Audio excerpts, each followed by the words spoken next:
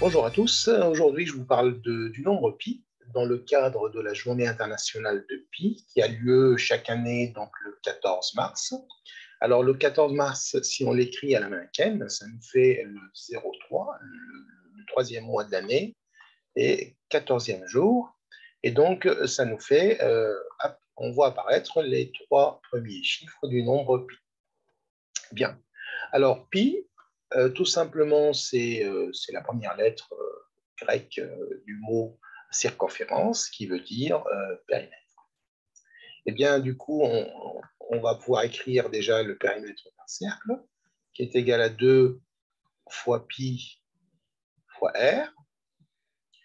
Alors, déjà, si je prends un rayon r, ou plutôt un diamètre, je vous rappelle que le diamètre, c'est 2 fois le rayon.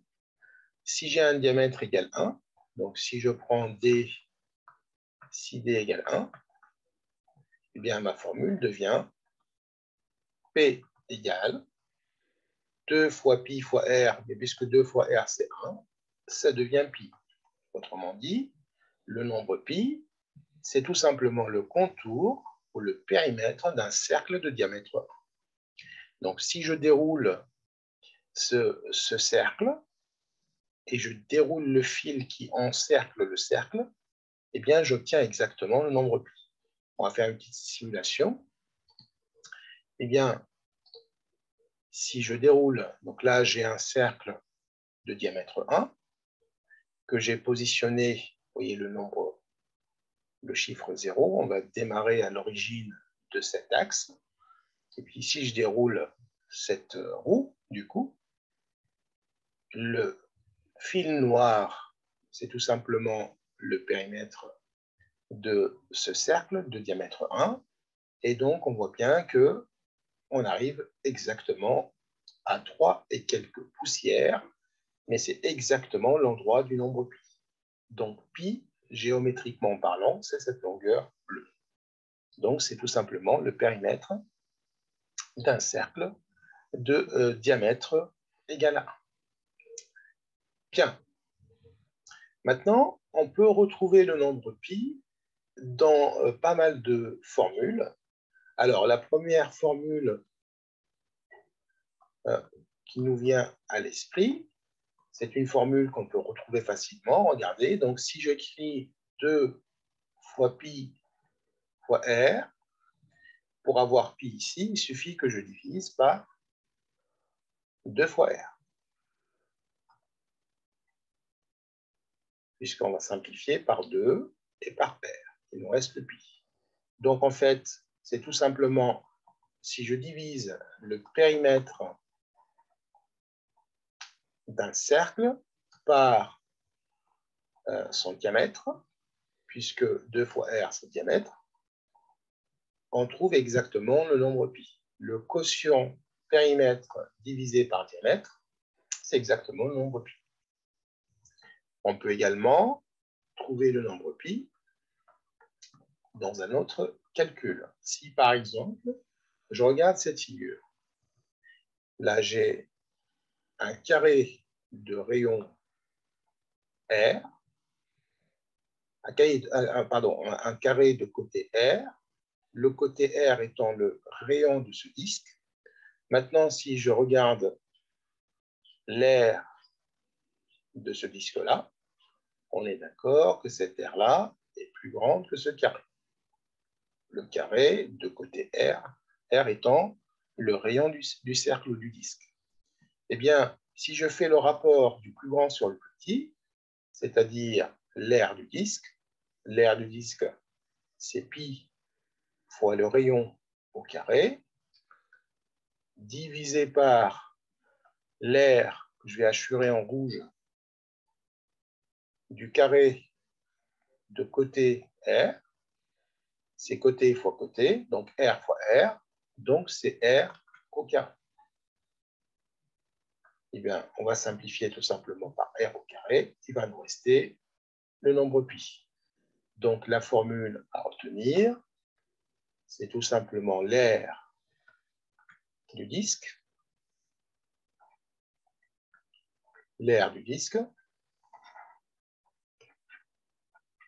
divisé par l'aire du carré. Donc, on parle du carré de côté R. Très bien. Maintenant, on va voir quelques curiosités mathématiques. Alors, d'abord, le nombre pi, on n'a pas de valeur exacte du nombre pi. Enfin, le nombre pi, c'est un nombre avec un certain nombre de décimales infini. Donc, pi, la valeur exacte du nombre pi, c'est une valeur qu'on appellera tout simplement pi. Mais on peut approcher cette valeur. On peut avoir une valeur approchée de pi. La valeur exacte de pi, c'est pi. Hein, mais on peut trouver des valeurs approchées. Alors, regardez, d'abord la première valeur approchée qu'on peut utiliser avec un chiffre significatif, c'est le quotient de 3 par 1. Donc la fraction 3 sur 1, c'est une valeur approchée. Alors, basique, hein, c'est 3. Parce que je vous rappelle que pi, c'est 3,14, etc. 22 septièmes, déjà on commence à voir 3 chiffres significatifs. Donc 3,14, on commence à avoir une estimation un peu plus correcte que 3. Et puis si on avance, donc 333 sur 106, 333 106e, c'est une autre fraction qui va nous faire une estimation du nombre pi, une valeur approchée du nombre pi. Donc ces quotients-là, donc en général, moi quand j'étais collégien, on utilisait cette estimation-là, qui était pas mal, hein, 3,14. Les informaticiens aussi, autrefois, utilisaient cette approximation qui suffisait largement pour les calculs. En général, aujourd'hui, on fait une petite estimation 3, 14, 16. Donc, on est plutôt dans cet ordre de grandeur. Alors, pi n'est pas un nombre rationnel. On dit que c'est un nombre irrationnel. Ça veut dire quoi, ça? Ça veut dire qu'on ne pourra jamais trouver deux entiers A et B tels que pi égale à A sur B. C'est impossible.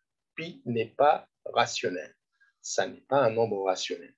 Donc, inutile de chercher une fraction égale à pi, ça n'existe pas. Voilà. On dit également qu'il est transcendant. Alors, ça, c'est encore un mot savant pour dire qu'en fait, pi n'est pas une solution d'une équation polynomiale. Ça, c'est un peu plus compliqué. C'est-à-dire qu'il n'est pas une solution de l'équation. On ne peut pas trouver pi dans une équation du second degré, par exemple, ou du troisième degré, etc. Donc, c'est un nombre transcendant. Très bien. Alors maintenant, comment approcher pi? Alors, si on fait le calcul suivant, alors on va le détailler un peu. 1 moins 1 tiers, plus 1 cinquième, moins 1 septième, plus 1 neuvième, moins 1 onzième, etc. Alors, c'est quoi comme calcul que je suis en train de faire? Donc, j'ai fait 1 sur 1. Ensuite, j'ajoute 2 à 1, ça devient 1 tiers, et je soustrais, moins 1 tiers. J'ajoute ensuite la fraction 1 cinquième, et je soustrais 1 septième. Donc, à chaque fois que vous rajoutez 2, vous changez de signe. Et on continue. Et on peut faire ça, bien sûr, à l'infini. Donc, c'est une somme alternée. On appelle ça alternée parce qu'on alterne une fois une somme, une fois une différence. Donc, moins 1 tiers plus 1 cinquième, moins 1 onzième. Donc, la fraction qui suit, c'est plus 1 treizième, etc. Et donc, ici, on calcule on fait tout ce calcul, eh bien, on va approcher une certaine valeur. Alors, qu'est-ce que c'est comme valeur? Bah, ça n'est pas pi, puisque là, regardez, on trouve 0,744, etc. Alors, on va regarder de près ce que c'est. Alors, regardez, donc là, j'ajoute un terme, et plus j'ajoute un terme, plus je trouve un résultat précis en rajoutant un terme, etc. Là, donc j'ai une somme alternée jusqu'à la fraction 1/33e. Mais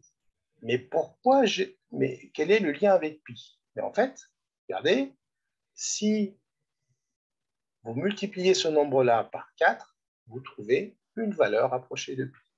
Et si vous allez très très loin dans votre calcul, vous serez très très près du nombre exact pi.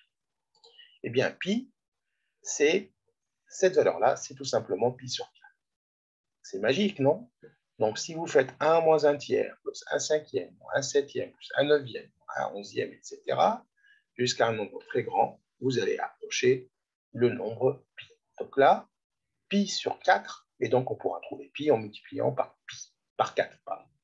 On doit cette relation à un certain Bernoulli que vous voyez sur l'image. On continue notre curiosité mathématique.